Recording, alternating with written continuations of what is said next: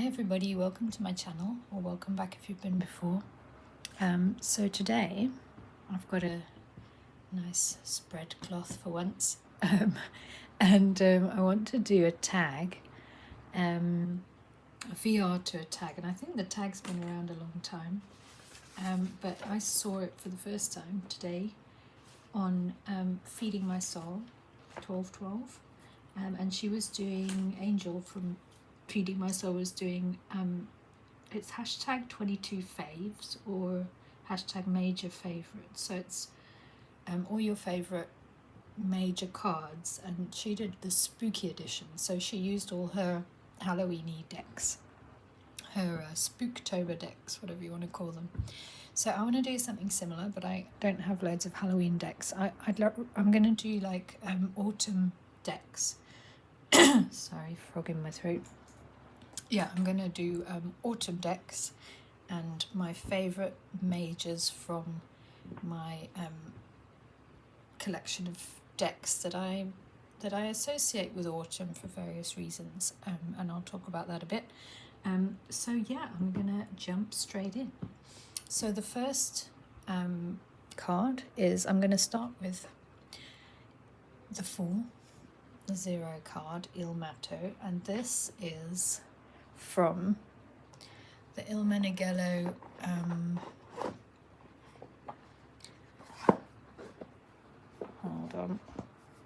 the Il Meneghello deck, La Corte dei Tarocchi by Maria Donofrio, and it's, the whole deck is gorgeous, but I really love this Fool. Just a lot of the figures in this deck are really nicely painted, and look at the lovely little dog as well, and I just love the kind of innocence in this. The flower, the moon appears in some Fool cards, and then yeah, the little bundle that they're carrying, and just the clothes and everything. It's really cool. So yeah, I love that as a Fool card, and I think the colours in this deck are particularly sort of fall seasonal kind of colours. They're these lovely kind of autumn browns and golds and reds, and yeah, I think they associate quite nicely with the autumn season. So that is card number 1. And my cat is visiting. Hello, Missy. The second card is, of course, the Magician.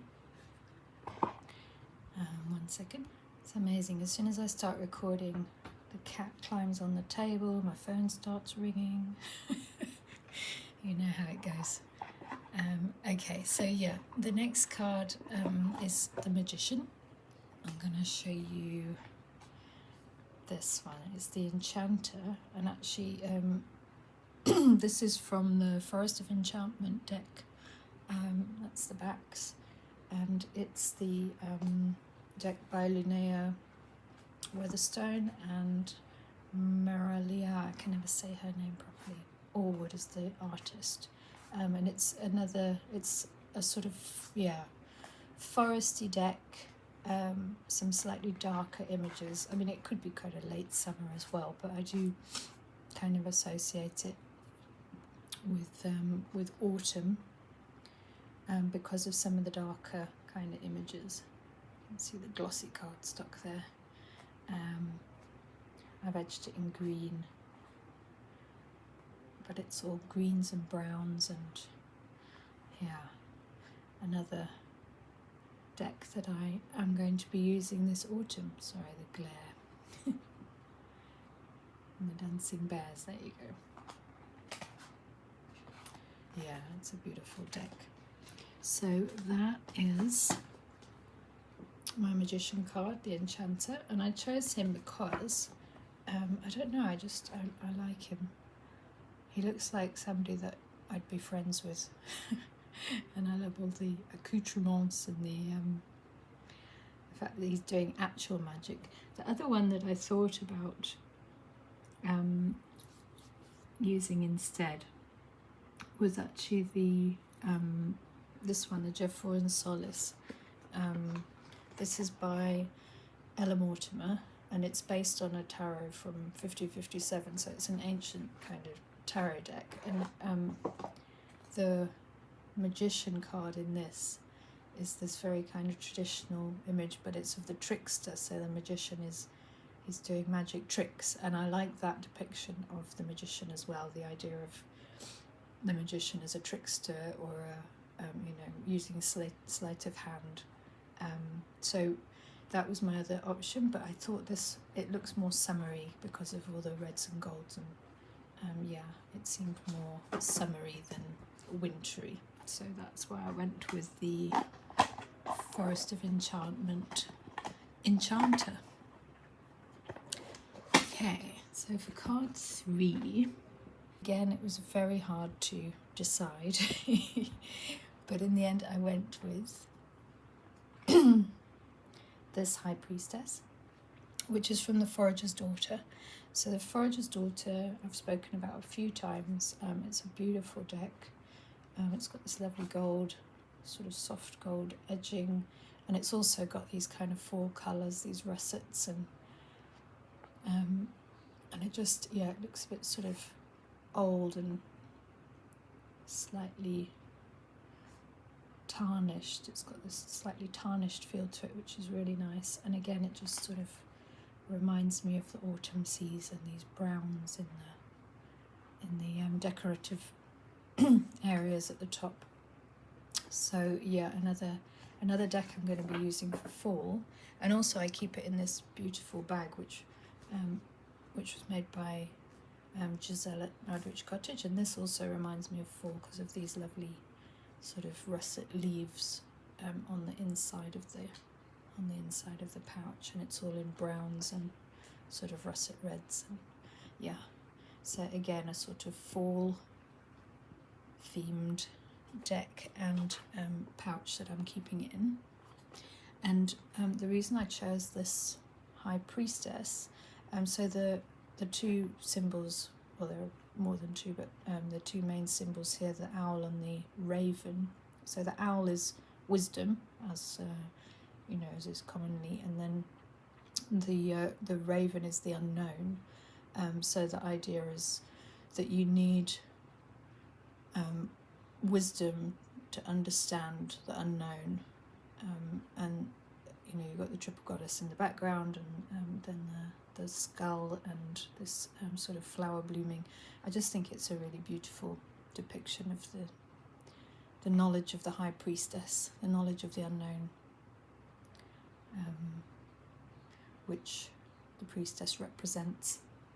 So yeah, that is the one that I chose. The one I nearly chose is this absolutely gorgeous Tarot des Ozarks Papes, which is a more traditional, it's an interpretation of a more traditional Marseille depiction of the High Priestess. But I love the colours, and you know, she's sitting with the book and all of those things. So yeah, so that was the other option, but I'll talk about the Ozarks in a minute. The Empress. So for this one, I've picked out the Tarocchino al Soldato, which again, I just think the colours are very fally. They've got these, you know, these red dots all over, and the colours orange and ochres and reds and greens just have this kind of fall. I mean, to be honest, a lot of the older decks have similar kinds of colouring patterns, you know, so, and I mean, they're not particularly seasonal, I don't think, but yeah, this was the card oh no, not this one. So this is actually the High Priestess. I wanted to show you both because the 4 Moors are represented in this deck. So it has 4, not that one, that one. It has 4 Moors instead of the, they call them the four Moors, instead of the priestess, empress, emperor and hierophant. So this would be the high priestess, or the priestess, la papesse.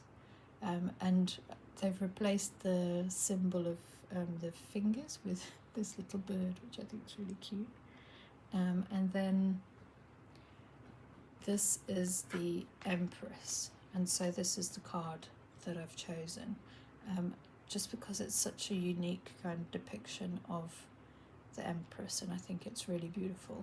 I mean, all four of these cards are gorgeous, but I particularly like the two cards that I understand represent the two female figures. I've seen some comparisons between these and other decks of the time, and they're holding the same kind of items as the more traditional representations, but they've been replaced here by these figures. So yeah, so that is the card that I've chosen for the, not that one, that one, for the Empress. And yeah, that's the Tarocchino al Soldato by the Anima Antiqua, Lo Scarabeo, sorry, Anima Antiqua series.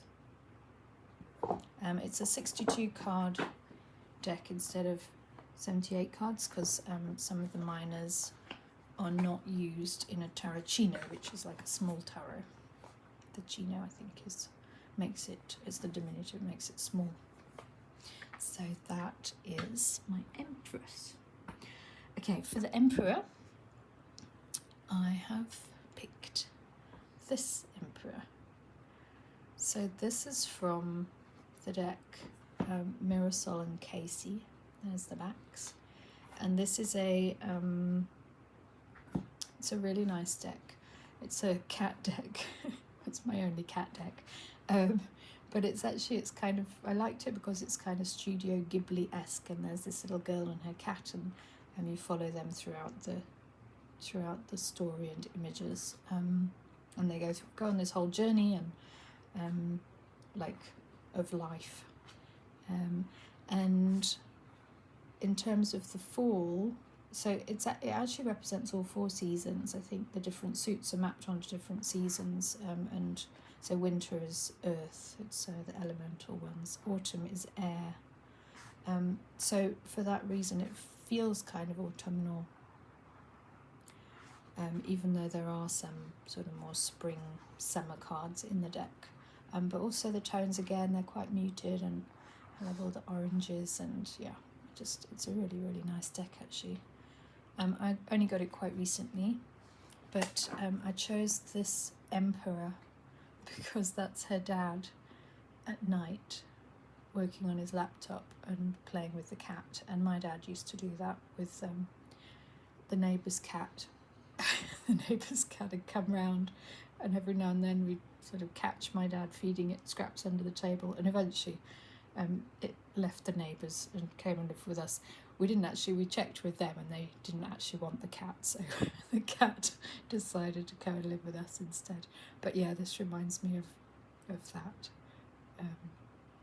And I just think that's a really nice depiction of the sort of soft heart of the Emperor. Yeah, it's beautiful. Okay, so that was my Emperor. The Hierophant, card number 5, and for that I've chosen the Journey of the Sacred Bee, and this is the Hierophant card, and it's absolutely stunning. So Journey of the Sacred Bee, again, you know, it could be any season, to be honest, but I don't know, there's a richness to it that still kind of speaks to me of autumn. It's something about the colours and the sort of slightly muted but rich, and it's almost like a little bit like decomposing, something like that, you know, that there's some kind of decomposing element in the images, which reminds me of, you know, when the leaves start to fall and then rot, and I It's nice. But anyway, this image is beautiful. Look, there's a dragonfly and this statue of the Buddha with the cross keys and sacred geometry in the background. It's just such a lovely image, that one. I really enjoy it. And there's the bees, because there's always bees. And the peacock feather. Wow. I don't really like mosaic decks usually. Mosaic, what's it called? Anyway, where they put lots of different images together, but this one, for some reason, I really, really do like it. I think it's really well done. So yeah, that is my Hierophant. The Journey of the Sacred Bee. Sorry, I should always say the name of the author, but I don't know what it is. I'll put it on the screen, or maybe I'll put in the description all the decks that I'm showing anyway. Okay, the next card is number 6, which is the Lovers. So, and for the Lovers, I'm choosing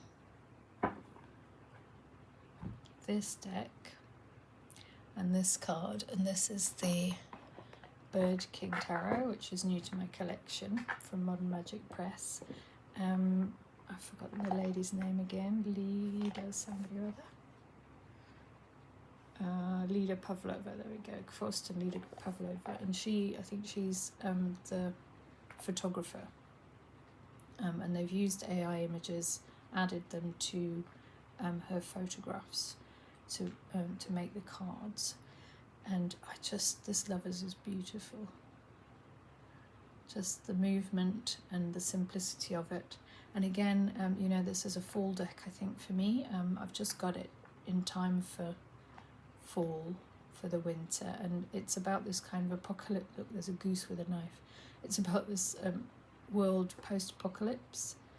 Most humans have disappeared, and there's these sort of slightly mutated, not all the humans, but most of them, sort of animal. Yeah, there's some ghosts, but most of the cards feature animals and birds, of course. And so now the king of this realm is the Bird King, not that one. There's quite a lot of bird kings, but there's a particular blackbird who is the Bird King in this new realm. And I love the world building aspect of it, and I love the photography in the deck, because yeah, I've been looking for a photographic deck that I liked for quite a long time, so I am loving that. So yeah, that's the Bird King Tarot for the Lovers. Okay, the Chariot, I had a bit of trouble with, because there are 2 chariots that I love here. So the first is from, let me get it out, the Folkloric Forest. Sorry, that's the King of Earth. This chariot's beautiful, and yet again it's this sort of foresty colours, quite dark, moving into the autumn season. Those kind of feelings behind this deck. It's paintings by Northern European mainly, artists that Lennox Rees then collated into this. It's a beautiful deck, and she chose the images amazingly, and yeah, I just think they represent the cards really, really beautifully. But I love horses, and this Chariot card is just absolutely beautiful. The sort of wildness of these 2 galloping horses, maybe having a fight, maybe just playing. I like to think. So that was the one choice. The other one was another one from the Sacred Bee, because the Chariot card in the Sacred Bee, hold on, is absolutely beautiful as well. Look at that. Wow. A horse with wings. So yeah, that was my other option. but I'm going with the Folkloric Forest for my Chariot card.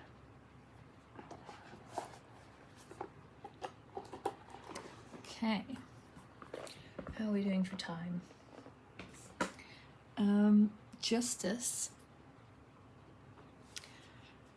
I could only choose this one. Wow. So this is from the Matronua. Matronua. I've confused myself with how to say it. So that is the deck by Valentina de Luca. And it's this beautiful hand-painted, all the images were hand-painted and then printed on this amazing kind of art card. And I could have picked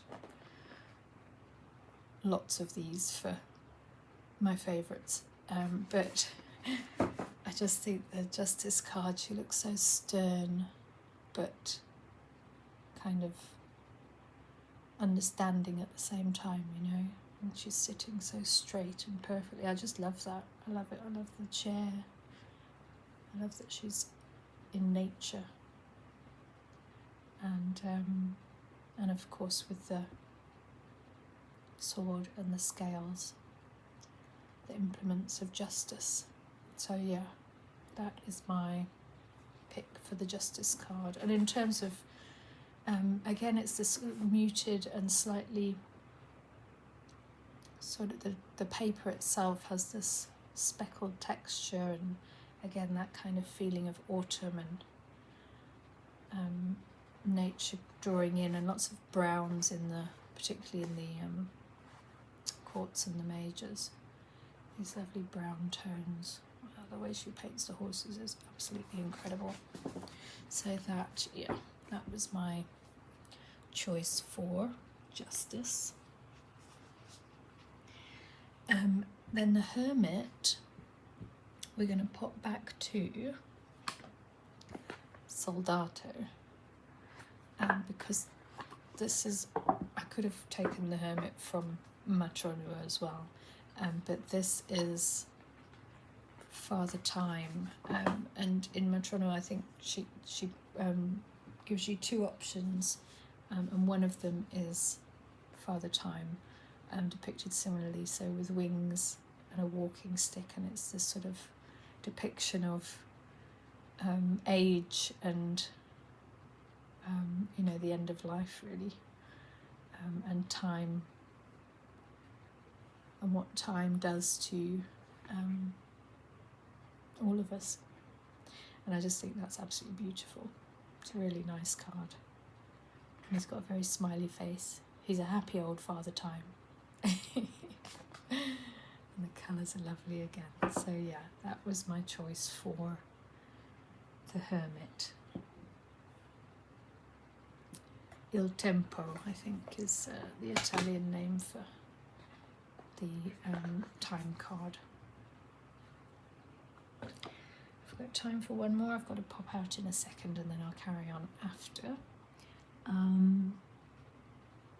Oh yeah, okay, so the Wheel of Fortune is card 10, and I'm going back to the Mirasol and Caisie, and this is the Wheel of Fortune in that deck, and I love it because it's this sort of carousel, riding the horses at a fairground. There's that sort of, I don't know, enjoyment, you know, fairs are always about luck and chance and things like that. And then you've also, at the top of the carousel there, you've got the rota, the tea, that's the hay, that's the tav, so it's the TARO equivalent that you find on the Wheel of Fortune cards. And I just think that's really clever, the way they've done that. And there's a little cat riding another one of the carousel horses. So yeah, I think it's very sweet. So that is my choice for the Wheel of Fortune. Okay, I'm just going to pause for a minute and I'll be back. Okay, I'm back. So we got to the Wheel of Fortune. So the next one that I want to show you is Strength.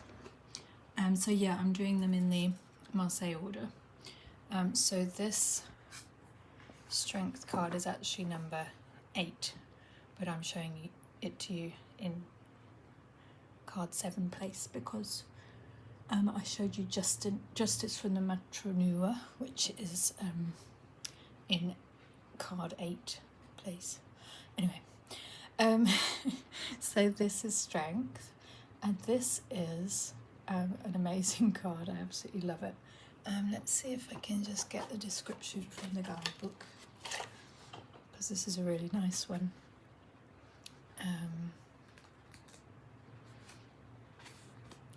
So it says the goat charges forward with wild eyes fixated on the shadowy path into the cave. The rider, a witch, leans forward and syncs every movement with the goat's boundless energy. A grim look marks the face of the witch. As each crease tells us of past ventures, there's no giving up. Both beings are united by a pact, accepting the unpredictability of the kinship.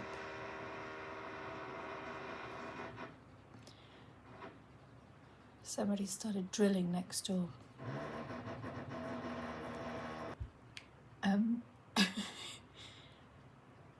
I don't know what's happening today. They're doing it again. Alright, hopefully you can't hear that.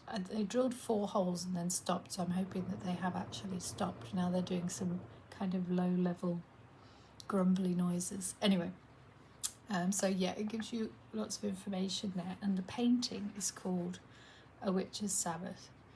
And it's by Cornelis Saftleven, a Dutch painter who lived from 1607 to 1681. And I just absolutely love that painting. Isn't it beautiful? Nice grumpy witch. She's a witch with a plan on the Sabbath. And there's a dog running alongside. And that's another kind of shadowy human figure. It's really cool. I love it.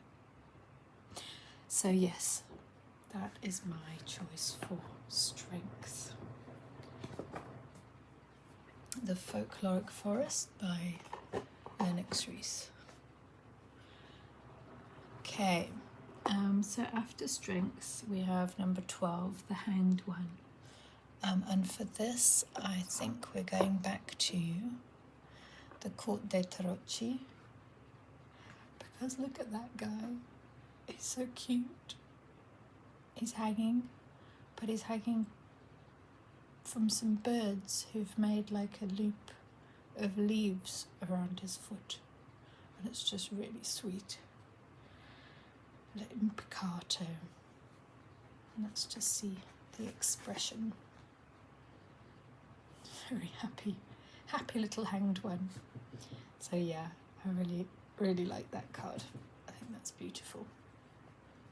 And that is the Corte dei Tarocchi, which is the Tarot Court by Anna Marie D'Onofrio with Il Meneghello. Did the printing. Okay, Death. I had to choose the Tarot des Ox. And so yeah, this is a new to my collection. I showed you the papas. So this is it's a Marseille deck. It's got the most beautiful colours. They feel autumnal to me, although some of them are kind of springy. But again, you've got that kind of weathered, sort of distressed kind of undertones, which I seem to be picking for a lot of my autumny type decks. And it's just absolutely beautiful. It's a tarot. It's very close to Tarot de Marseille. Apparently, the painter, the artist herself, said that it's not a Tarot de Marseille, but it does seem to be based on that system and very closely follows the Tarot de Marseille pattern. And this is the Death card. Isn't he absolutely beautiful? I love him. Scooping up a couple of heads and then the birds in the background. crows wheeling in the sky. Yeah, it's just beautiful. The paintings are absolutely stunning in this deck, and I'm so glad and happy that I've got it. It was my deck of the month last month for September. Absolutely beautiful. So that is the Tarot des Aux Arcs. I don't have the box. I don't have it. There's no box with the deck, and I can't remember the creator's name, so I'll pop it on the screen. Okay, and card 14 is Temperance, and this is Temperance and the Chariot are my two current favourite cards, and we have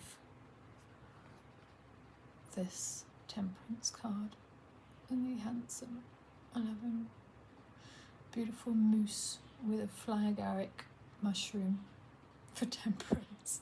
I don't know why I love that so much. And I actually haven't read the card description, so I don't know the explanation. Maybe I'll pop up a little text box here explaining it. But isn't he? I just love him anyway. All the moss and the soft nose, and it's just absolutely gorgeous. That is my Temperance card. Maybe it's like a balance between strength and nature,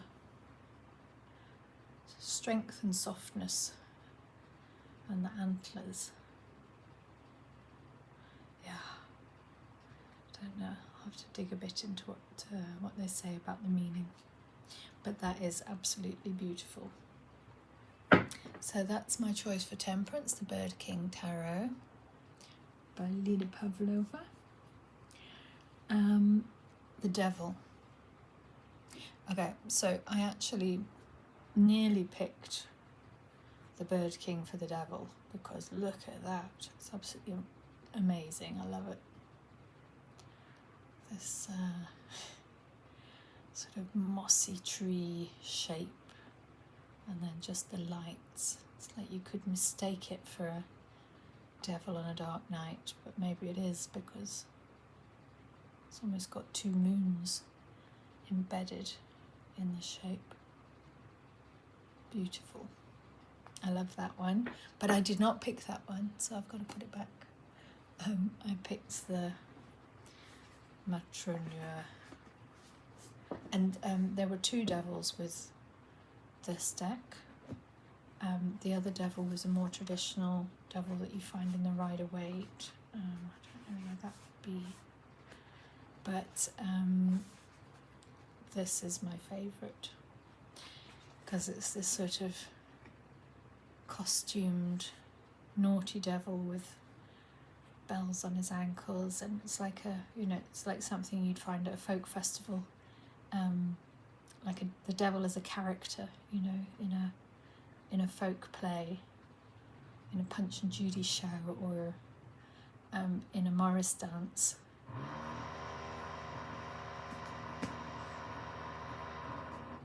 There's some more drilling happening. I hope it's not going to go too long. But yeah, look at that fire breathing out of his mouth as well. I think he's got chilies around his wrists. It's just so cool. Loads of bells around his waist. Yeah, absolutely love it. That is my favourite devil. Card 16 is the Tower. And for this one, we went back to the Forest of Enchantment. And it's the Folly. And this card, the explanation's really nice for it. It's to do with this building used to be occupied by an enchanter, but I think they sort of went too far, and the magic got the better of them, I think, and the enchanter left, and then the building fell into disuse, and now it's sort of used by these murders of crows, I guess, and it's gone into sort of ruin. Looks looks like it's been struck by lightning as well, so that kind of recalls the lightning card in some of the older decks. Yeah, I just love that. I love the spiral of crows coming out of the top, and so this is a ruin that's happened over a period of time, whereas the traditional tower card, I guess, is more like an instant ruin, but it's still got this sense of something happening that caused the project to be abandoned. A flash of insight, that it was folly what the enchanter was engaged in. So the folly it's a type of building, and it's obviously sort of a pursuit of a mistake. So yeah, I think that's a really, really nice card, and with quite a bit of depth to it as well. So that was Forest of Enchantment for the tower. Okay, for the star, I had to choose my Vandenborre Bachus Tarot. So this was a vintage deck that I picked up, and it's on the Marseille tradition, which is called the Rouen Brussels pattern, like the VV and some other decks. And it has slightly different designs for some of the cards, including the star. So this is the star as an astronomer measuring the heavens. And I love this one. It's really, this tiny building, it's just so cool. And he's, and he's got his measuring instruments, gazing up at the stars, at the astrological bodies. So that, and again with this deck, the four colours, these sort of soft greens and yellows. I mean, it's obviously, it's not a deck that has to be seasonal, but the colours do strike a kind of autumnal note for me. I love the colours in this. So yeah, that is the Vandenborre Bachus vintage tarot by US Games. Okay, so yeah, the star, the Vandenborre. The moon card was almost impossible, so I'm going to show you more than one because I cheat like that. So first of all, the Matronua. Look at that, it's so amazing. I love the face of the moon. I love the dog and the wolf. I think that's a dog and that's a wolf. The towers, looks like something out of Lord of the Rings. And then this amazing crustacean under the water. It's like looking into a tank, it's just absolutely beautiful how she's painted that. So I absolutely love that moon card. But then she also included a second moon card, which is the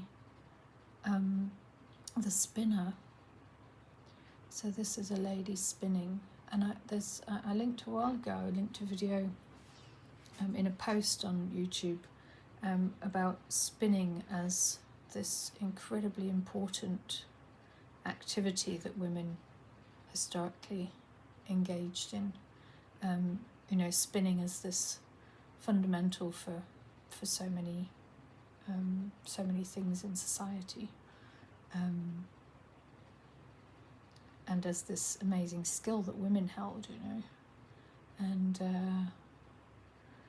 how it was associated with sort of the sacred and different aspects of the goddess, and it was a really interesting documentary. I can't remember what they called. Left Hand Path, I think, is the channel.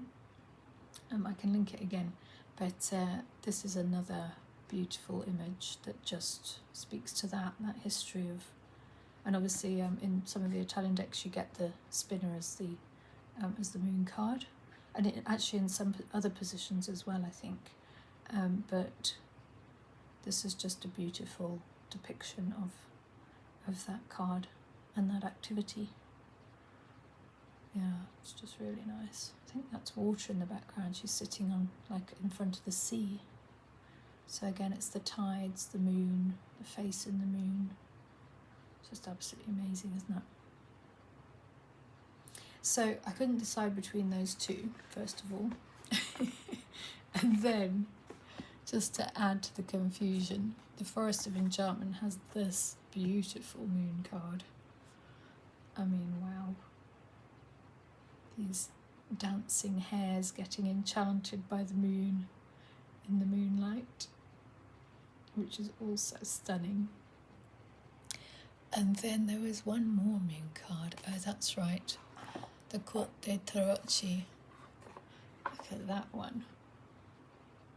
It's so cool. Those dogs with their heads turning backwards, and the two towers again, and then this moon phase depiction.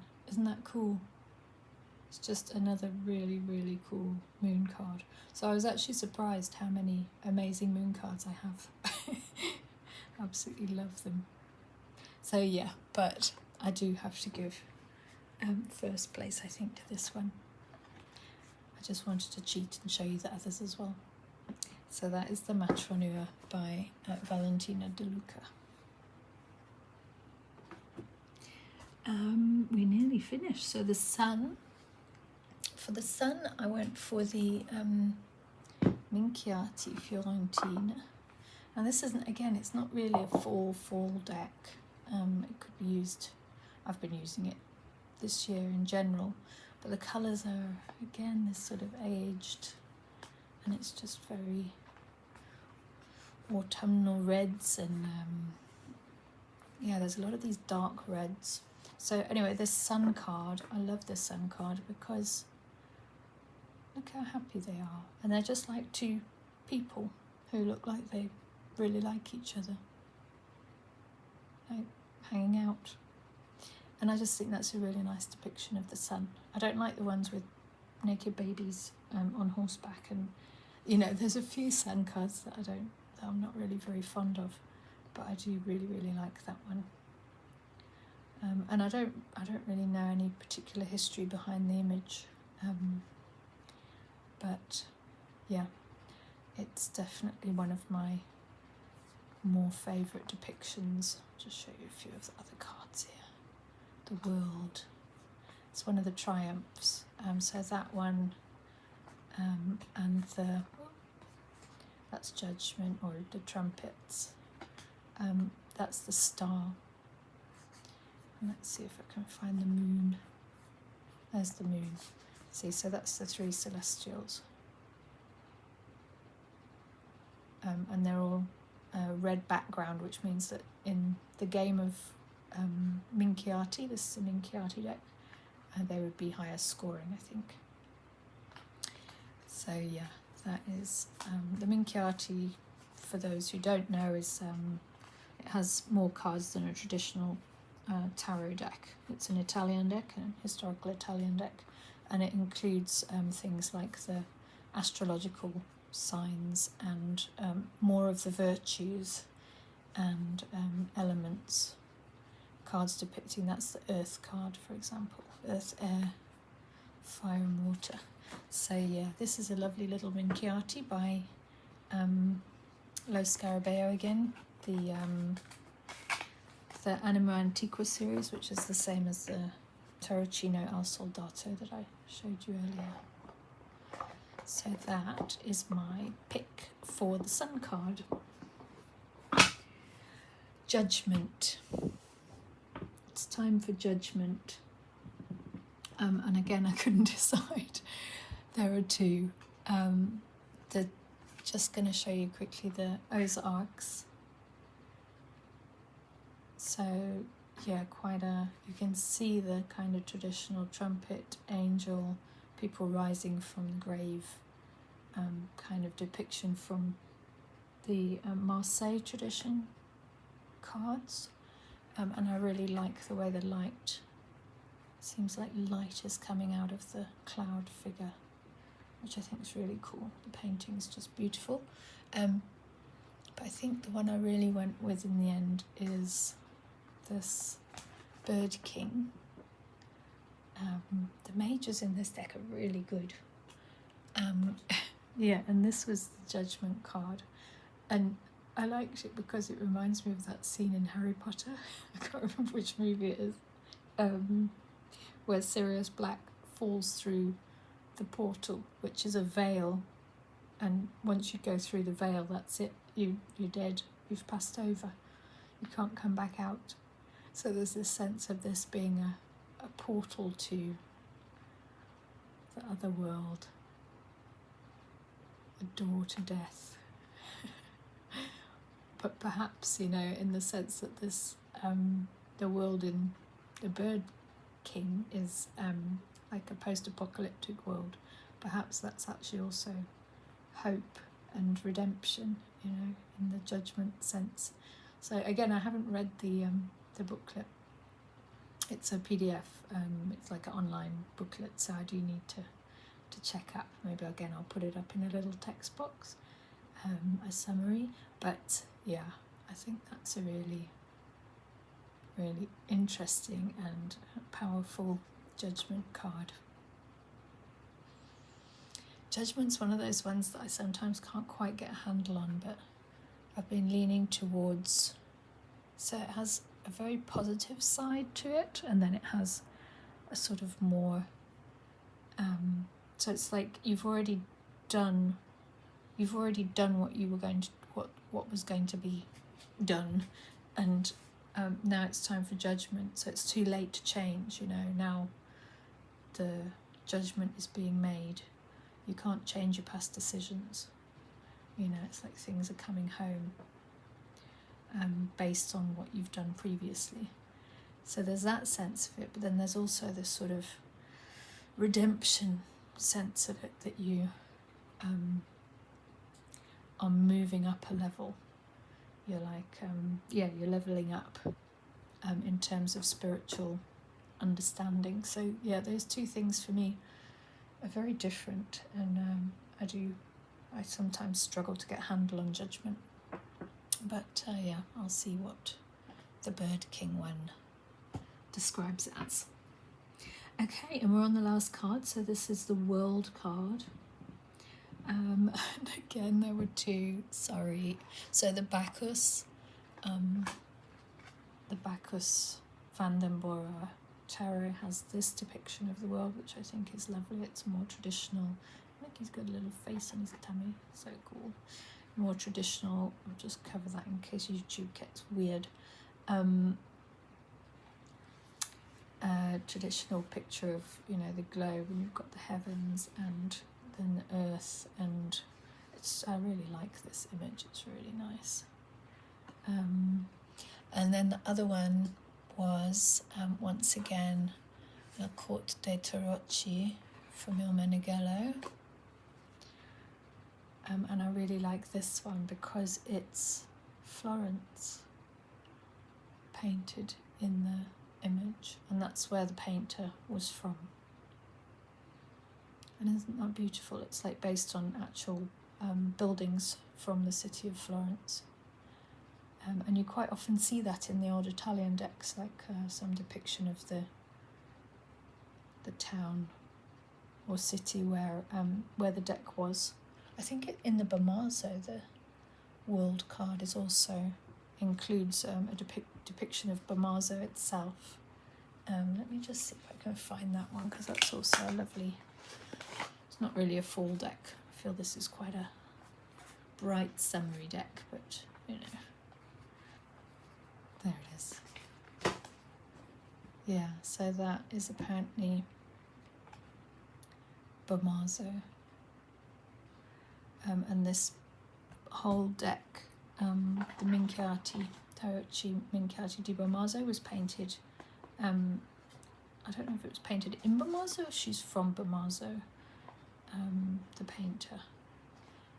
But yeah, that's like a tradition that that the world card depicts the place that the deck comes from. Sometimes you get Europe as well instead of the world, so you'll have a card like this, like the bachus, but then it'll have Europe or Europa written on the globe, because Europe, you know, in those days was the centre of the earth. So for the people designing the tarot decks is what I mean. So yeah, that is my walkthrough of all my favourite fall tarot cards, fall mages. I hope you enjoyed it, and yeah,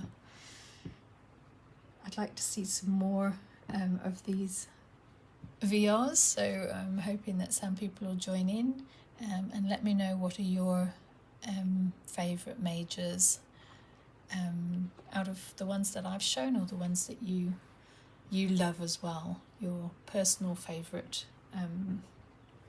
if this sparked anything for you. Okay, all right, thanks for watching everybody, and take care. Bye.